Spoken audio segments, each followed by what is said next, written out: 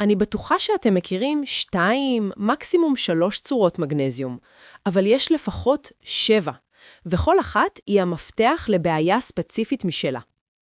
מגנזיום גליצינט הוא הטוב ביותר למערכת העצבים, שינה והביטות שרירים. מגנזיום מלט מיועד לאנרגיה, לעייפות מוגברת ולחולשה כרונית. מגנזיום ציטרט מיועד לעצירות ותפקוד מעיים איטי. מגנזיום קאורט מסייע בנרמול לחץ דם ודופק. ומגנזיום טריונט לשיפור זיכרון וריכוז. אם המטרה היא הרפיה באמצעות אמבט, בחרו סולפט, מלח אנגלי. יש גם מגנזיום אוקסיד, אבל הוא פחות יעיל. אנשים שואלים אותי, מה אם יש לי כל מיני בעיות הכל בבת אחת? מה לבחור?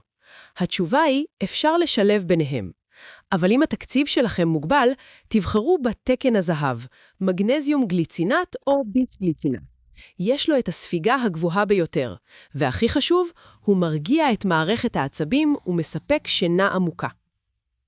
וכשאתם ישנים מספיק, יש לכם אנרגיה. התחילו איתו. השארתי את רשימת כל הצורות בתיאור. שמרו אותה. אהבתם? שתפו עם חברים והירשמו.